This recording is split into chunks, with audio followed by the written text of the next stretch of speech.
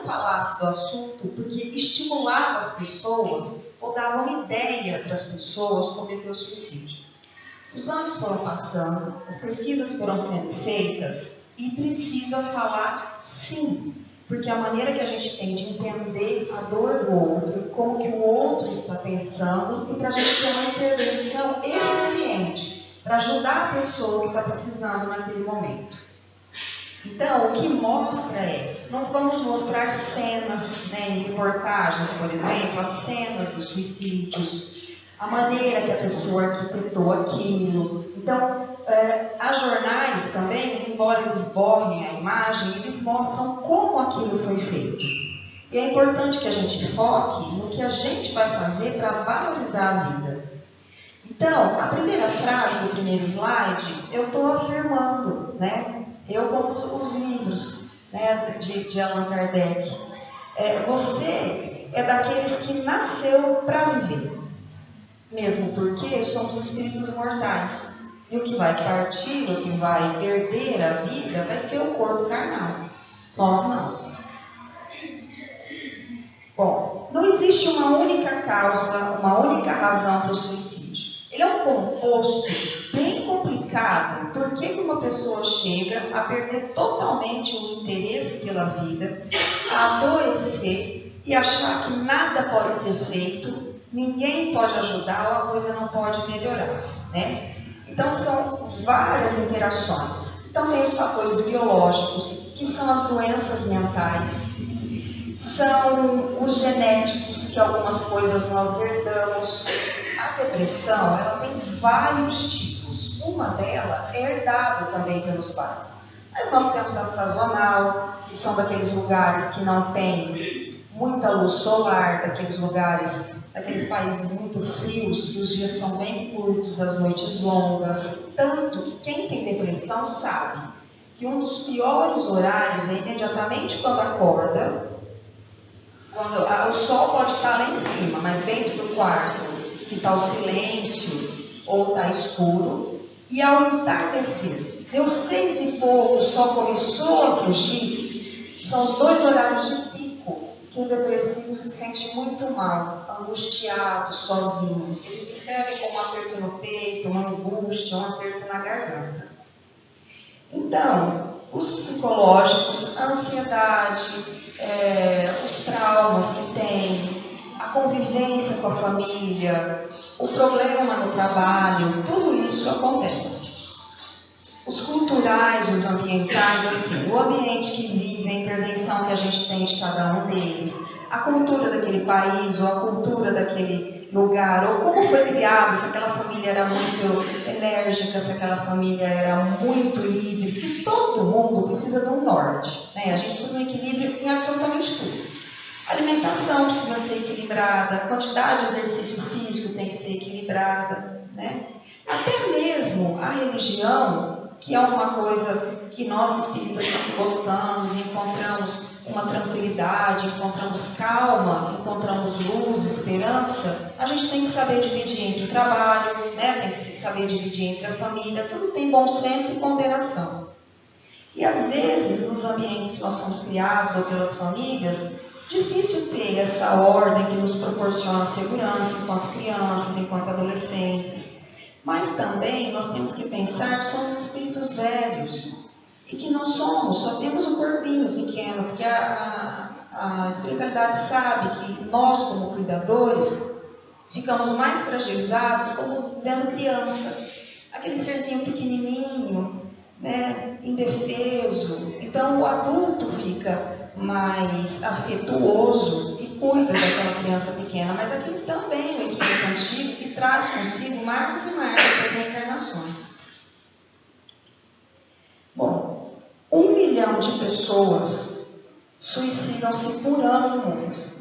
É um número absurdo, é um número alarmante. E aí nós temos que pensar quanto empático nós somos com as pessoas, com o nosso vizinho, com as pessoas que trabalham com a gente, na nossa casa espírita, na nossa família, os familiares de núcleo, que são quem mora com a gente na casa, os outros familiares. Quanto nós somos empáticos, como que nós estamos olhando para as pessoas à nossa volta, Como que nós estamos percebendo as pessoas?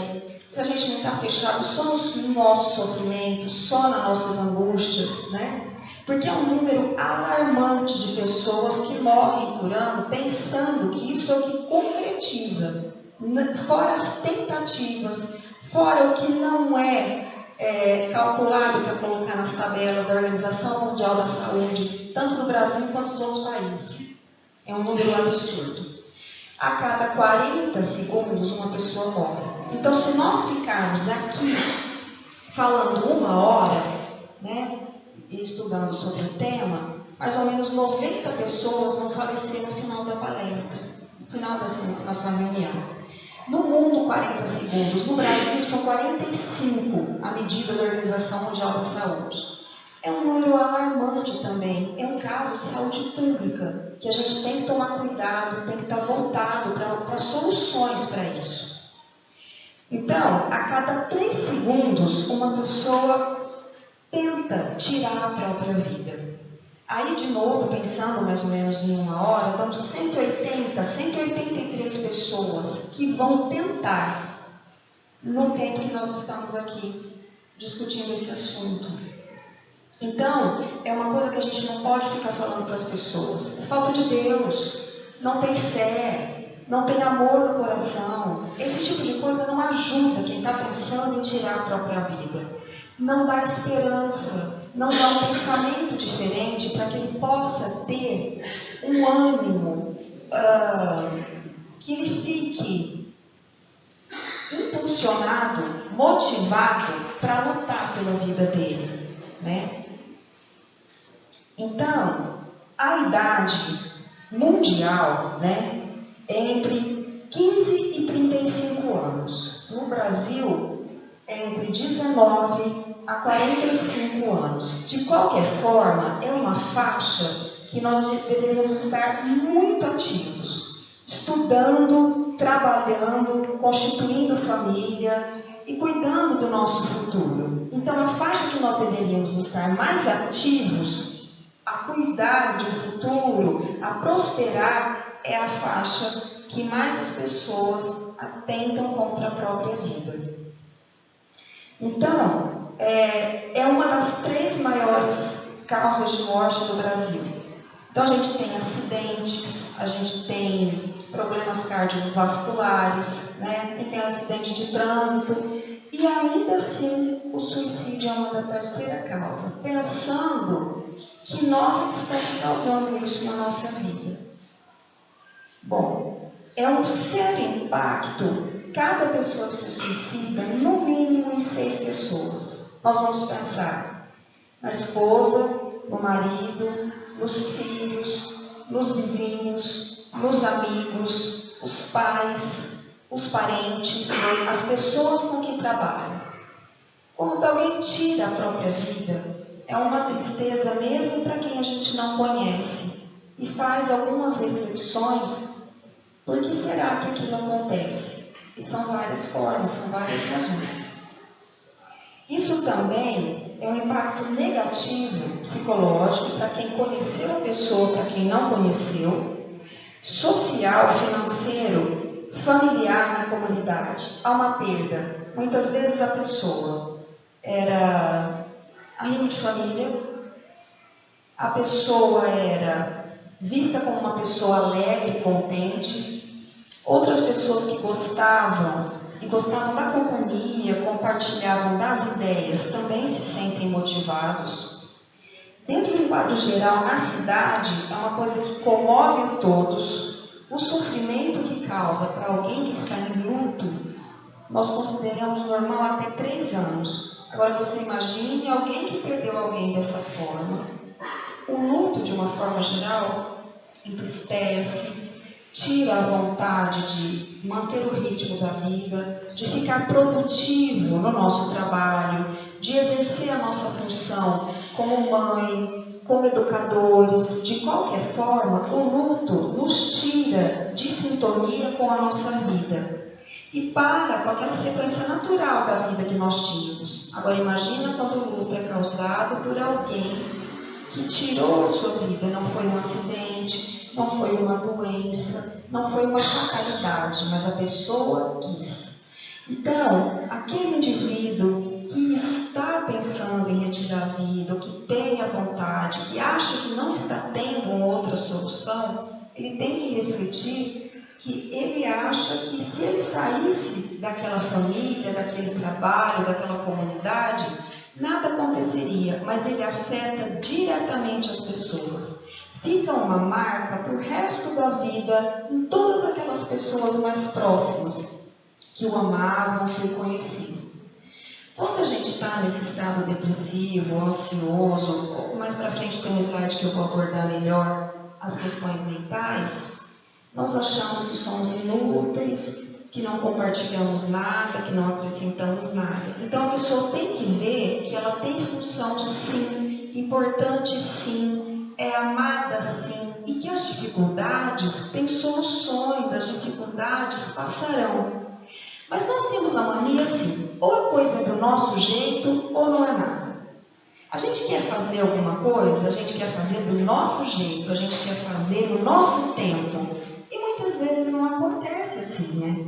Eu brinco lá na casa, nossa, em Fernandópolis, que eu falo, nós espíritas não. Nós temos paciência, a gente espera o tempo de Deus, não é? Não deveria ser assim. Já que a gente estuda, já que a gente convive com tantas pessoas, a gente deveria ter mais calma, deveria ter mais simplicidade, mais resiliência, né? Para ver que as coisas não vão ser mesmo feitas da maneira que a gente quer, porque às vezes graças a Deus, porque a gente quer de determinadas formas e não sabe nem se aquilo vai dar certo, se aquilo é certo, se aquilo vai ser bom. A gente quer porque quer. Né? Às vezes no consultório eu recebo as pessoas, meu Deus, como mago é uma coisa doída, né? Aí tá lá, porque eu briguei com fulano e eu não gosto, e não fala há tantos anos. Às vezes é o irmão, às vezes é o pai, a irmã. Não, mas eu não falo há 17 anos, de alguma forma assim. Mas o que aconteceu? Ah, bobagem, nem lembro direito o que aconteceu. Eu falei, gente, isso é bobagem, você não lembra direito, não vale a pena tentar conversar com a pessoa, você está perdendo tempo, né? Uma das coisas que os espíritas dizem, né? Os nossos amigos, quando mandam as mensagens, que o maior desespero do espírita é desencarnar e perceber o tempo que perdeu. O tempo que podia ter trabalhado, o tempo que podia ter evoluído e ficou preso com coisa pequena, ficou achando tudo difícil, achando que não tinha tempo para fazer as coisas. O maior desespero do espírito é isso. Que aí depois vê que não é tão fácil, uma outra oportunidade para reencarnar. E nós temos que ficar atentos, né? Porque já que estamos nessa transição de planeta de provas e expiações para regeneração, pode ser que a gente não encarne mais aqui, né? Que a gente vai encarnar num outro mundo, se nós não seguimos a virtude que Jesus veio e nos ensinou. Então, a gente tem que pensar no impacto que é a nossa ausência, ou a ausência de quem quer tirar a própria vida. Aflige muita gente, traz muito sofrimento e durante muitos anos. Não é uma coisa que se recupera em meses, em semanas. São anos.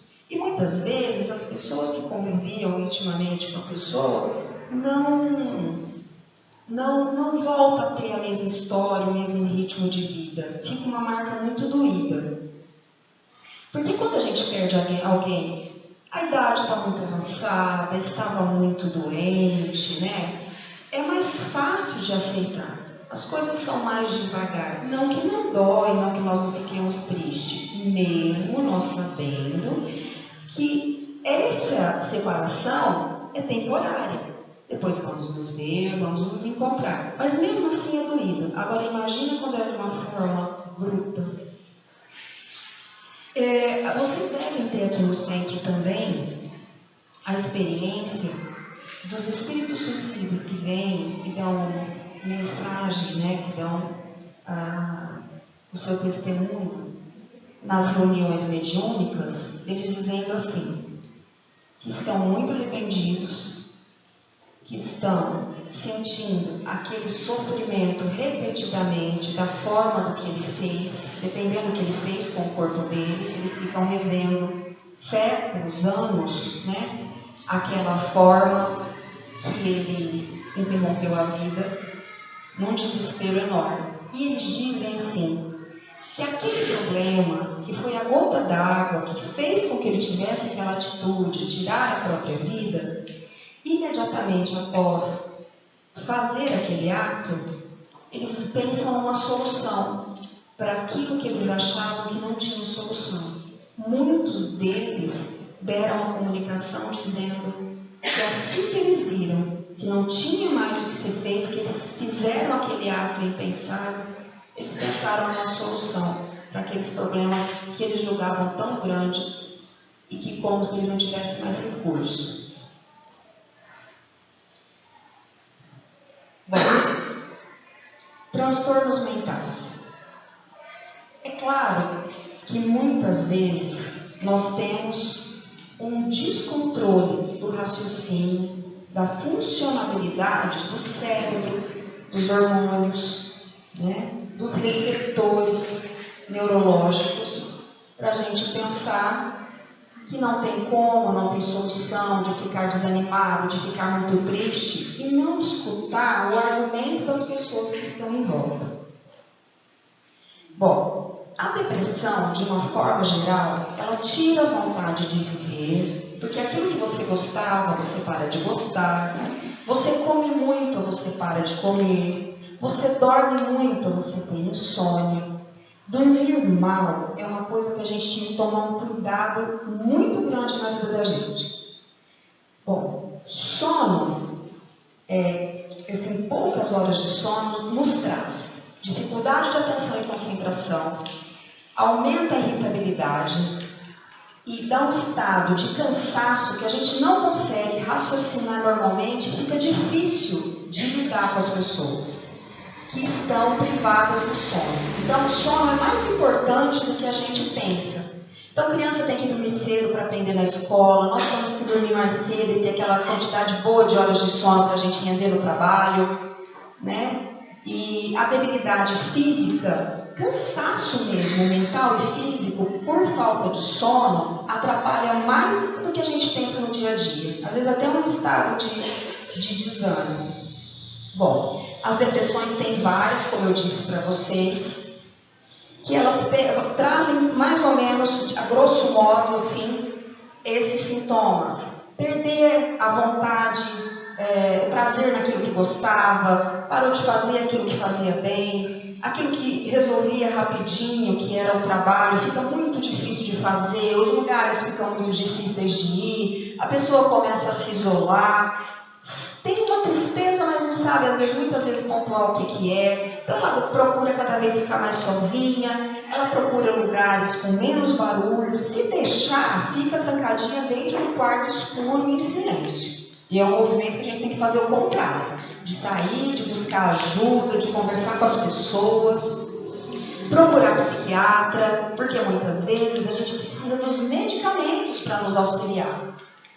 Outra coisa é que nós precisamos de terapia. Então a gente procura o psicólogo, procura o psiquiatra, procura os profissionais para nos ajudar. A casa espírita sempre tem o atendimento fraterno, que é outro recurso que nos ajuda muito. Mas, quando nós estamos atendendo na casa espírita, nós não podemos tirar nada do que é feito com a medicina, ou com a saúde, ou com a ciência. Eles podem vir, podem tomar os passes, fazer fluidoterapia, o estudo da casa, o trabalho no bem. Porque se tem uma coisa que nos ocupa gratificante, é a gente parar um pouco de preocupar só com a nossa felicidade e preocupar com o bem-estar do outro, do nosso irmão. E às vezes as pessoas vão longe querendo ajudar alguém em algum lugar e esquece da pessoa que trabalha junto, que é o vizinho ou do familiar. A gente fala tanto de caridade, muitas vezes nós não temos caridade com as pessoas dentro da nossa casa. Nós não temos paciência, nós não temos respeito, não usamos o bom dia, boa tarde, o dorme com Deus, o vai com Deus. Ou oi, como vai? Tudo bem? Vocês já perceberam que mais íntimo nós somos, mais sem educação nós somos? Fora de casa, pessoas incríveis. Fulano é educado. Teve um dia que chegaram para mim, né? Do meu irmão. Meu irmão é uma pessoa de ouro, mas tem assim uma cara sisuda, ele não é comunicativo, ele é antissocial, né?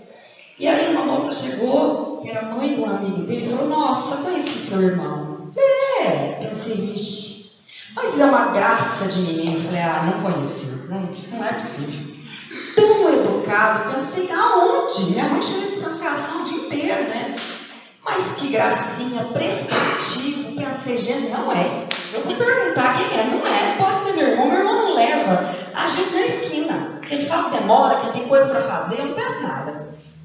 Agora que hoje para vir aqui, eu pedi ele para levar meu filho no cursinho e buscar. Não dei a opção dele falar: não posso, não quero. Eu tenho que levar. Eu vou, né?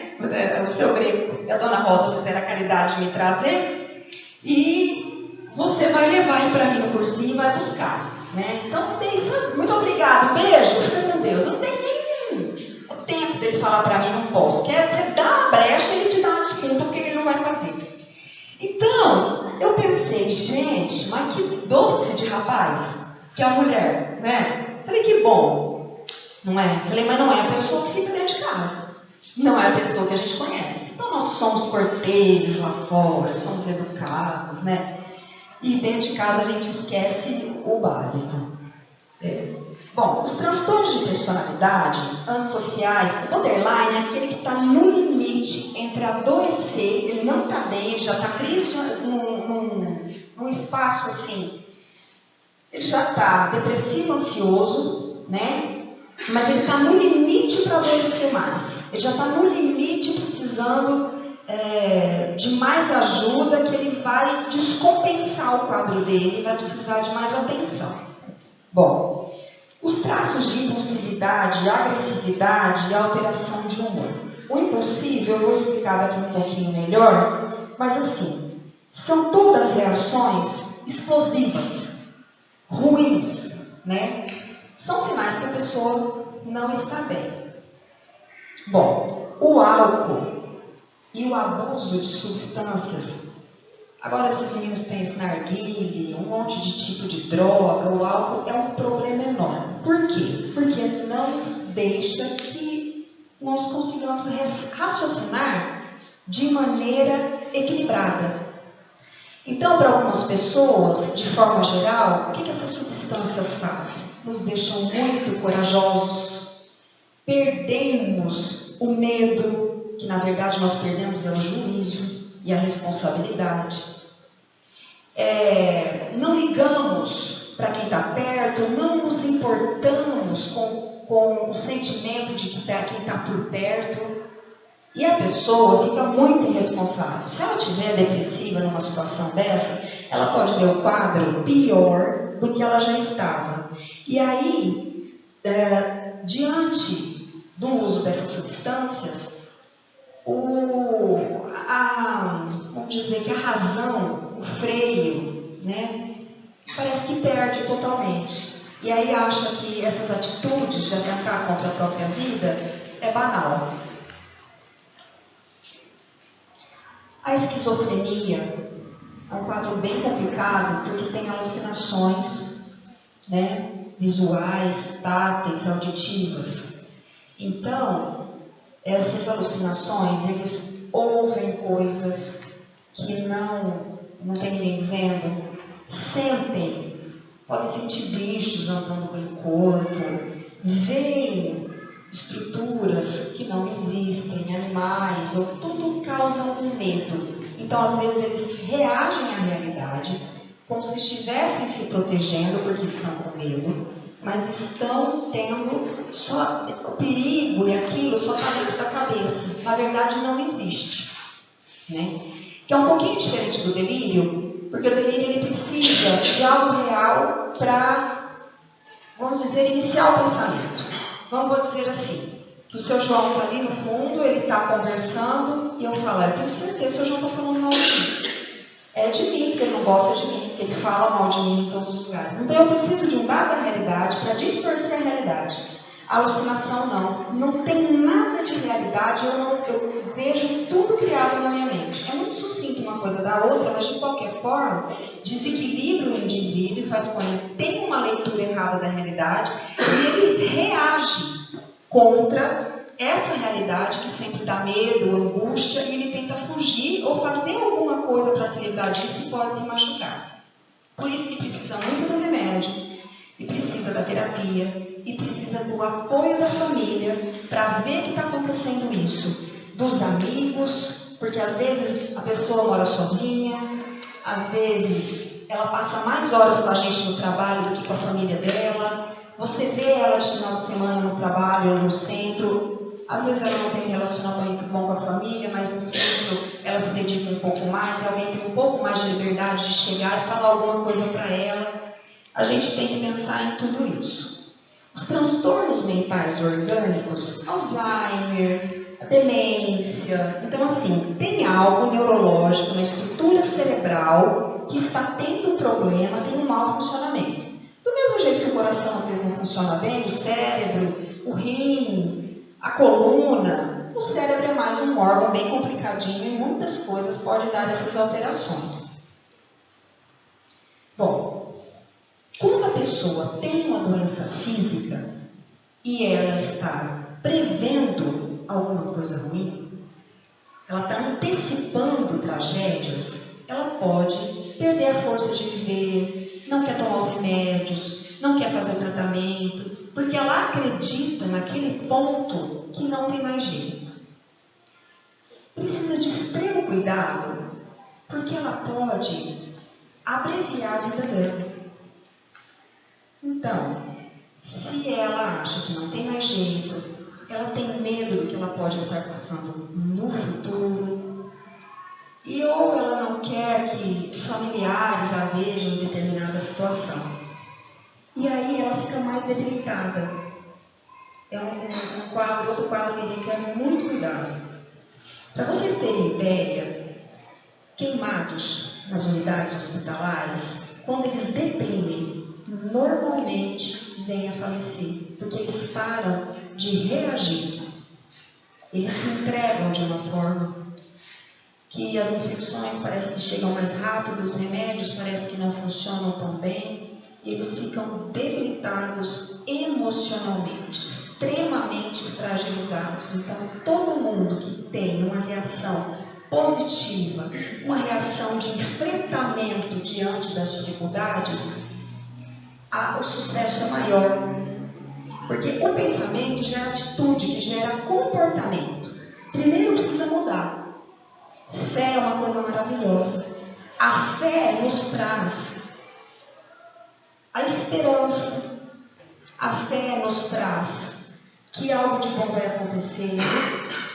Como dizia aquela frase de cabeceira do Chico Xavier, né? Tudo passa. E tudo passa. Né? Tudo vai passar, tudo vai se resolver. Tem sempre alguém olhando por nós, tem sempre alguém cuidando de nós. Aí a gente põe o nome que quiser, os anjos guardiões, os espíritos protetores, os nossos amigos espirituais, né? Eles estão sempre perto de nós, cuidando. Mas muitas vezes nós vibramos uma energia tão negativa, tão pesada, que eles não conseguem se aproximar para intuir a ajuda que eles querem nos dar. Nós repelimos. Nós não nos ajudamos por não mudarmos o pensamento do nosso padrão vibratório. Então está acontecendo coisas na vida da gente hoje, um sofrimento, uma decepção. Calma, está tudo certo. Né? Jesus nos acompanha. É isso que nós estamos precisando passar para aprender alguma coisa. E se nós não ficarmos para aprender, nós vamos voltar para tentar aprender. Então, assim, eu não quero ficar nessa casa, eu acho que está muito feio, os canos estão todos quebrados, a iluminação não tem jeito, está muito ruim quem convive comigo, eu não quero mais ficar aqui. Aí eu vou e interrompo a minha vida. E eu volto para onde? Eu volto para um palácio com tudo pintado, decorado de mármore, luminárias incríveis, um povo feliz e bacana para conviver comigo. eu volto para a mesma casa. Eu interrompi, eu deixei para trás. O sofrimento, ele tem uma função pedagógica de nos ensinar alguma coisa. É difícil? Claro. Nós queremos? Não, mas nós conseguimos. Nós damos conta. Somos criados à imagem e semelhança de nosso Pai. Somos herdeiros, dele. Ele cuida, não abandona. Os nossos pais ficam tão perto, nós somos tão imperfeitos, nós nos abandonamos os nossos filhos. A gente consegue ser a mãe que tem aqui dentro para dar. Consegue ser o pai que sabe ser. A gente dá aquilo que a gente tem, o que a gente não tem, a gente não consegue dar. Mas imagina Jesus, Deus, que tem um propósito maior e que nós não sabemos qual é. Mas se a gente tiver paciência, tiver calma, devagarzinho a gente vai entendendo qual é o propósito dele. Bom, as doenças neurológicas deprimem muito, pode levar também ao suicídio. O câncer é uma coisa que amedronta, Todos nós temos um medo danado. Lembra que as pessoas não pronunciavam essa palavra? Os mais antigos diziam aquele negócio ruim, aquela doença ruim. Nem se falava isso, Então, diante de uma doença com prognóstico ruim, as pessoas tendem a deprimir e muitas vezes querem interromper. Mas a gente tem que pensar que quanta gente já venceu tanta doença difícil. Tanta gente com resiliência, que vai lá, parece aquela mitologia, a fênix, aquela árvore, aquela ave que renova, que renasce das cinzas. E vai ver que aí por isso que nós temos que passar, e aí nós conseguimos também. Quanta gente cura de tanta coisa pode acontecer. Não tem hora que fala, nossa, está tudo perdido, agora não tem mais jeito. E acontece alguma coisa, que salva aquela situação, que corrige aquela situação, que nos dá esperança de novo. Mas é engraçado. Quando a gente chega e fala assim, fulano, você viajou? Ah, eu viajei. E como é que era? Nossa, muito bom, muito legal, muito gostoso. É bonito o lugar. Nossa, é uma delícia. Ah, tá. Você insiste e pergunta mais alguma coisa, às vezes ele vai falar de um passeio que fez, alguma coisa assim. Mas se foi alguma coisa que aconteceu ruim na vida da gente, olha como a gente valoriza mais o ruim do que o bom. Se for alguma coisa ruim, fala, menina do céu, vem aqui que eu vou te contar. Sério, não é? Olha, foi de manhã, eram umas 9 horas mais ou menos. Um sol de rachar mamona. E eu ainda fui com uma calça jeans, estava com uma blusa meia manga assim, quente. Nós chegamos perto de tal lugar, a fulana, vizinho do ciclano, irmão de não sei quem, estava junto.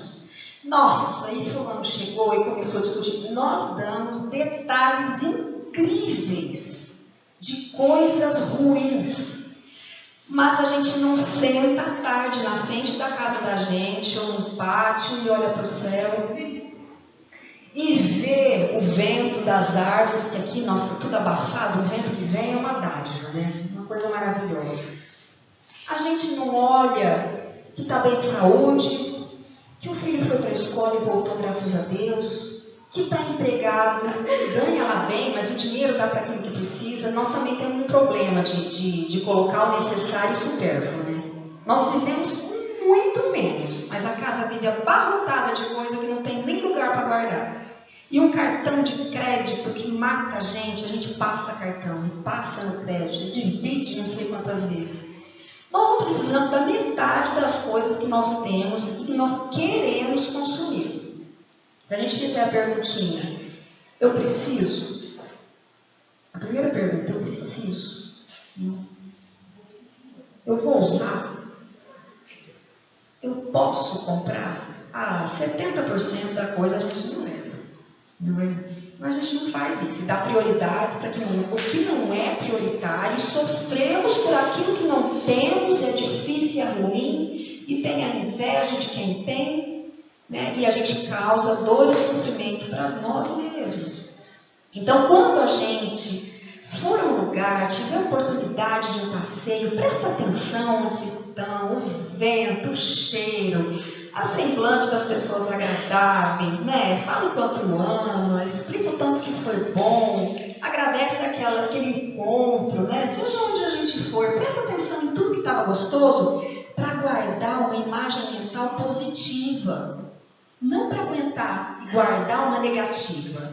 Porque a gente vai falando do ruim e vai dando aquela sensação ruim de novo, e vai dando aquele aperto de novo, e a gente vai e começa a se emocionar e dá uma raiva no fulano de novo, e volta a reviver todo aquele sentimento negativo de novo. Mas o bom a gente não saboreia, a gente não presta atenção, a gente não guarda com detalhes na memória. A gente precisa inverter isso. Bom, graças a Deus, está muito mais controlado, mas se não tiver juízo, tiver promiscuidade, não usar o preservativo, compartilhar seringas e tudo mais, infelizmente é uma doença que ainda cresce, né? As condições crônicas, elas aumentam os riscos de suicídio por dor. Em Rio Preto mesmo tem ambulatório de dor, e muitos grandes hospitais têm um laboratório de dor. A dor é uma coisa que desorienta, mas que desanima e deprime de uma forma muito grande. Quem tem dores crônicas, constantes, o dia todo, o dia inteiro, realmente é muito difícil. Então, dores de coluna, fibromialgia, alguns cânceres, são tumores, né? Coisas ortopédicas, doenças crônicas que vão ficar para a gente todos os dias, aquelas dor. Só sabe mesmo quem está passando por dor constante, quem trabalha com isso. Porque é muito difícil se manter animado, porque ela te põe muitas limitações. Você não aguenta andar muito. Para sentar, você tem que ver onde você vai sentar. Normalmente você não consegue ficar numa única posição muito tempo. Tem que deitar, tem que mudar a posição das pernas. Então, você não consegue ir em todos os lugares. Se você está sentindo dor, você pode estar numa festa maravilhosa. Você não está feliz, você não consegue. Então, esses remédios, esses ambulatórios para diminuir ou controlar a quantidade de dor são muito importantes. E isso é uma coisa que desestabiliza muito. Bom, fatores sociodemográficos e ambientais. Dependendo do sexo, tem índice maior de suicídio, né? A idade, o estado civil, viúvos, solteiros, tem mais, quando você pega as tabelas, tem mais risco de suicídio entre eles. Apesar dos casados acharem que muitas vezes também pior, então não, viu? Financeiramente, os casados têm mais sucesso e os solteiros e viúvos costumam ficar mais deprimidos. A companhia, mesmo que é ruim, é bom. Pensa nisso. Eu perdi o meu há 2 anos, meu Deus, que arrependimento de tanta coisa. Né? Que eu queria aquela criatura junto. Era bom? Não era. Mas também não era para ele. Não pensa que é uma maravilha. Né? A gente fica procurando o príncipe encantado. Nós não somos a princesa. Eles também procuram a princesa, eles não são o príncipe. E a gente tinha que aprender a lidar melhor com essas arestas, né? O estado civil, já falei. A profissão que tem insalubridade, que lida com muita coisa difícil. Bombeiro, médico, as pessoas que ficam no pronto-socorro, que trabalham nas UTIs, lugares de estresse, né? Então, você vai trabalhar em lugares que tem muitas tragédias naturais, que você lida com doenças epidêmicas, e você vê muitas pessoas sofrendo, em estado de sofrimento físico e emocional. Essas pessoas também têm uma tendência a serem mais depressivas e às vezes perder um pouco do brilho da vida. Eu tenho um amigo que a família toda usa antidepressivo, que a família toda, os pais, os irmãos, as irmãs, os filhos deles, têm depressão. Então é genético assim na família. E ele conta, eu tenho 47 anos, ele é um pouco mais velho do que eu, acho que ele está com 52. E ele diz que não tinha esse tipo de diagnóstico quando ele era adolescente, por exemplo. Que todos eles na casa sempre foram muito tristes, muito desanimados. Reuniam para uma festa, era um monte de gente dentro de casa, cada um no canto, pouco conversava, tudo era problema, tudo era situação de estresse. E ele conta que quando ele foi a primeira vez ao psiquiatra, ele era adulto. Ele faz terapia até hoje, né? Porque ele diz que ajuda muito, e ajuda mesmo. E ele disse que ele começou a tomar medicação e que foram passando os dias, parece que ele não notava nada de diferente. e que um dia ele acordou e o mundo era colorido. Ele falou, até então eu enxergava só um mundo cinza, um mundo triste, um mundo sem perspectiva de coisas positivas. Só via o negativo, só era pessimista, tudo que pensava, vai dar errado, nem tenta, nem começa, vai perder tempo. Então ele só olhava com uma perspectiva negativa, pessimista. A partir de que começou a tomar essa medicação, falou, eu acordei um dia e o mundo era colorido. Foi um dos melhores exemplos que eu entendi, que eu escutei de alguém dizendo que melhorou da depressão. Porque a depressão é uma doença crônica, que você, com mecanismos de defesa na sua terapia, com estratégias de enfrentamento, você aprende a identificar quando você está piorando de um quadro, e você se cuida, e você melhora, e não deixa mais chegar no nível que chegou anteriormente. Cada vez com uma percepção melhor, com uma resiliência maior, você consegue evitar aquele sofrimento. Bom, os estressores da vida. Bom, desemprego, gente, é uma coisa triste. Quando as pessoas começam domingo a reclamar, e amanhã é segunda-feira, durante a semana inteira você sofre para chegar à sexta. Sextou. Gente, pelo amor de Deus, então vou mudar de emprego, vou fazer outra coisa. Porque você fica nesse sofrimento de segunda a sexta, 5 dias, para ficar bem em 2. Tem alguma coisa errada. A ambição da gente está levando a gente para algum lugar errado. Vamos pensar o que está acontecendo, né? E as pessoas começam comigo, amanhã é segunda. Começa tudo de novo. Eu falei, gente, o ruim é amanhecer essa segunda e você não ter para onde ir. Passa esse mês inteiro e não vem aquele salário que a gente está falando que é pouco. Muitas vezes a gente precisa aprender a administrar o que a gente ganha, né? Isso é triste. Então, o desemprego desorienta, porque o pai de família não consegue colocar comida na mesa. Corta a água, corta a luz, corta tudo. Você precisa pôr um chinelo para um filho, não tem como. Você fica com vontade de comer alguma coisa, não tem condições. É muito triste, né? Bom, estressores da vida. O trânsito é um estressor, né? E aí tem que ver o estresse positivo e o estresse negativo. Então, por exemplo, casar, normalmente tem que ser um estresse positivo, porque você está casando com quem você quer, com quem você gosta. Separar é estressor também, é um estresse negativo. Começar um emprego é um estresse positivo. Subir de cargo é um estresse, mas é positivo. Ser demitido é um estresse negativo. O nascimento é um estresse positivo. A morte é um estresse negativo. Esses estressores do dia a dia que a gente tem que aprender a ir lidando. A gente não pode muito valorizar aquilo que é difícil. A gente tem que tentar pontuar como que a gente vai resolver. E muitas coisas não é resolvido do jeito que a gente quer. É resolvido do jeito que dá, do jeito que pode. E a gente não pode esquecer que a gente precisa de todo mundo para ajudar, muitas vezes, nas nossas soluções. Né? Eu precisei do meu irmão hoje para levar meu filho buscar no colégio. A gente sempre precisa. Facilidade de acesso. Muita liberdade. Chego a hora que eu quero na minha casa, saio com quem eu quero, não dou satisfação quem são as pessoas que eu estou me envolvendo. Não trabalho, chego tarde no meu emprego, tenho uma profissão que me facilita ter condições de receituário médico. Trabalho num lugar que é muito perigoso, eu trabalho lavando janelas do lado de fora de prédio, eu tenho acesso a arma, eu tenho acesso a drogas, eu tenho acesso a veneno, eu tenho acesso fácil a coisas que podem me prejudicar. Quando eu estou desequilibrado, eu não estou com meu juízo nem meu senso correto para fazer um bom julgamento. Bom, exposição ao suicídio mesmo, quando a gente tem contato com aquilo que aconteceu, que as pessoas mostram o jeito que foi, que dão ideias, que as pessoas começam a premeditar, começam a planejar, isso tudo é muito perigoso. Então, o estado mental tem 3 características próprias do estado de suicídio. Essa ambivalência é, na verdade, 2 tipos de sentimento mesmo. O bom e o ruim. A dúvida.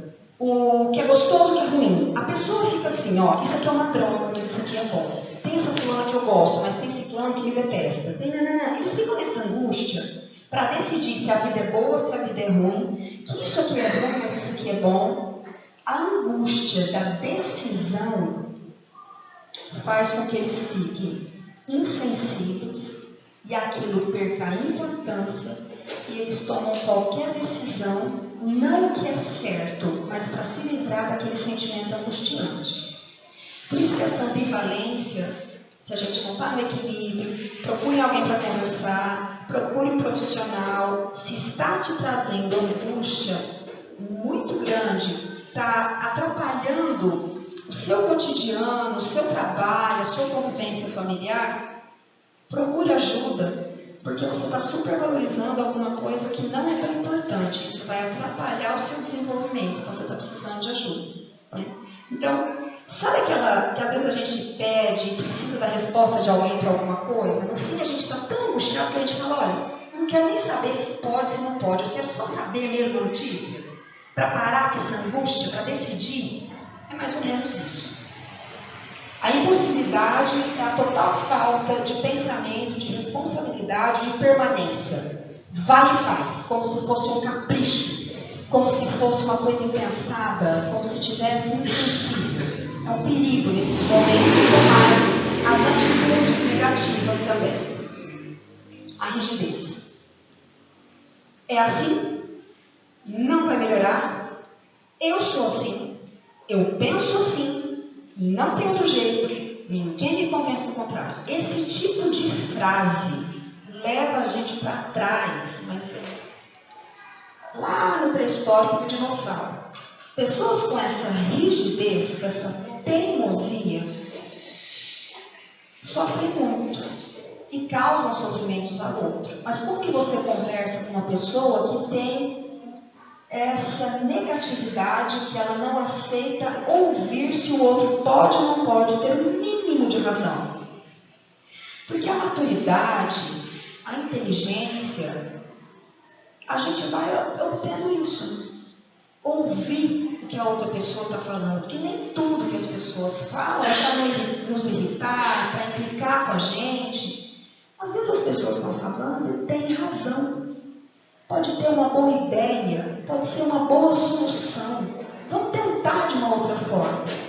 Mas quem é rígido, vocês já devem ter escutado muitas vezes essa frase. Não adianta, não mudo. Não dá certo. Não quero. Não consigo. Não vai. Então as pessoas negativas e rígidas dessa forma, que antecipam tragédia e só vê o lado negativo, também infelizmente tem esse tipo de comportamento. De ser muito ruim, nada vai dar certo, então eu preciso acabar com esse sofrimento. Infelizmente, às vezes pensa no suicídio como uma saída. Nunca foi, nunca vai ser uma solução. É sempre um grande problema, um grande sofrimento. Bom, sentimentos e pensamentos. A tristeza, a depressão, vem muitas vezes esse pensamento. Eu prefiro estar morto, eu não queria estar aqui. A solidão. Eu não posso fazer nada, ninguém gosta de mim. Se eu sumir, ninguém vai perceber, ninguém vai notar minha falta. Desamparo. Eu não aguento mais. Ninguém me visita, ninguém liga para mim, ninguém me chama para ir em determinados lugares. Só que muitas vezes eu sou chamada 1 milhão de vezes, mas eu sempre dou uma desculpa, eu não quero ir, eu afasto as pessoas de mim, eu sou áspera, me chamam, me convidam, eu não quero, eu não vou, né? Eu propicio esse desamparo e isolamento.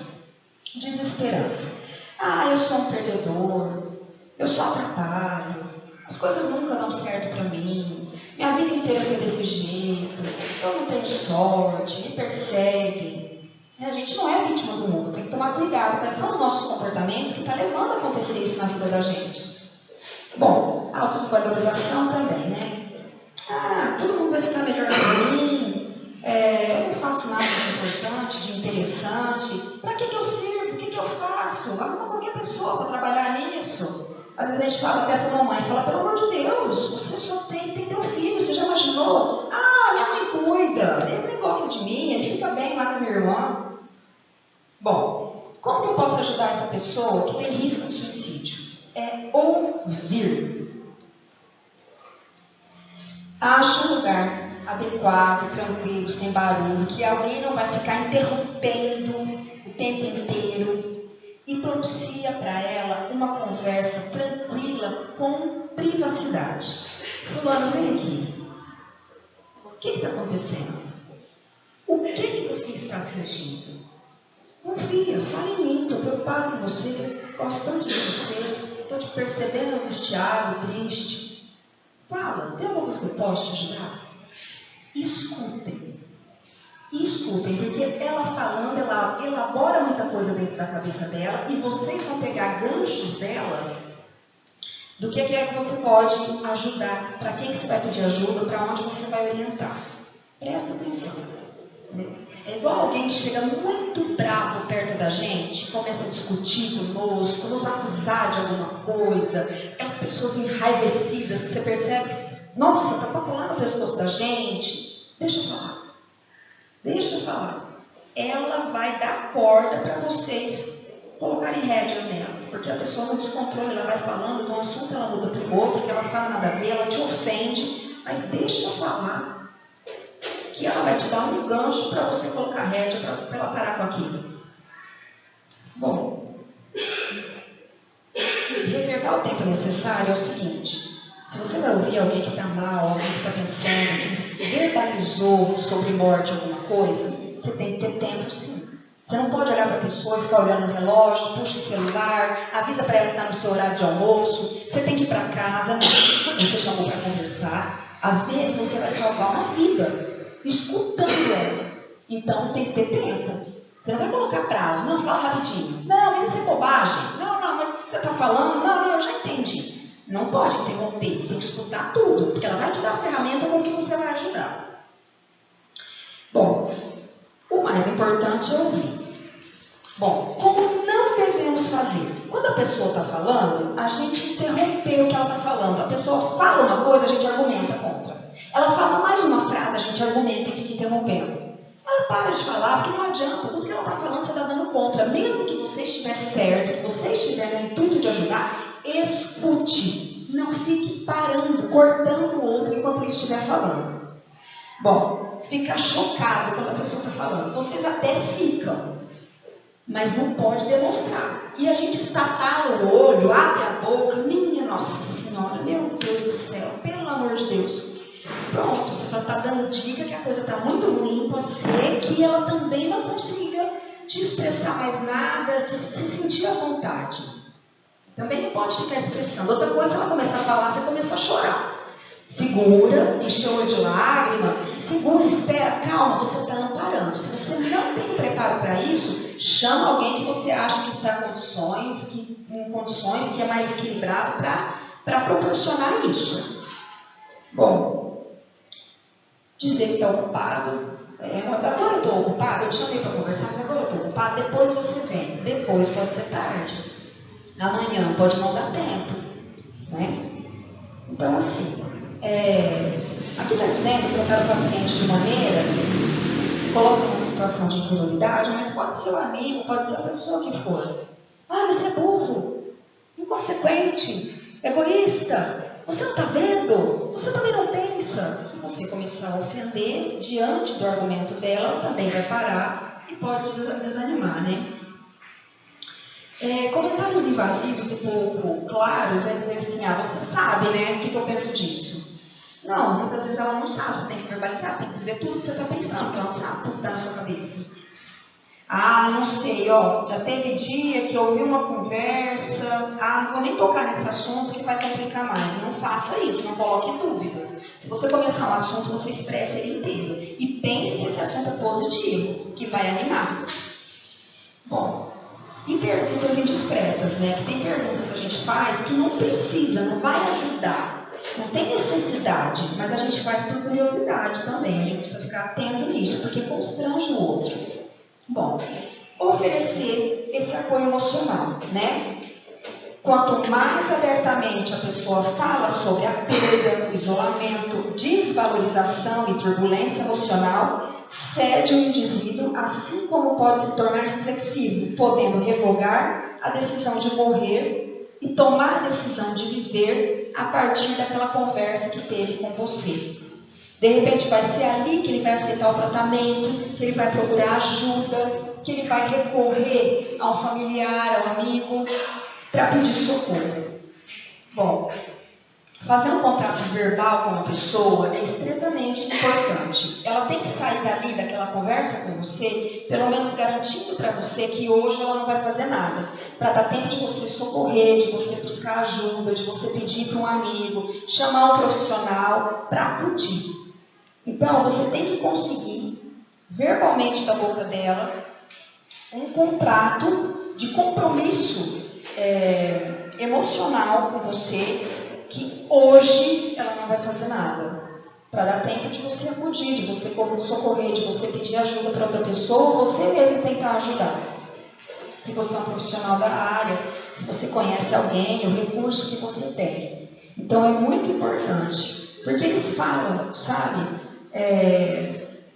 Não, tudo bem, não, essa semana não. Eles às vezes dão prazo também. Não, mas depois que eu voltar de tal lugar, depois que eu for visitar fulano, que eu for me despedir dela, né, eu vou fazer tal coisa. Então consigam deles esse contrato de que não vai fazer. Reforce o seu apoio, a ajuda, que você está ali, que é para ele te procurar, né?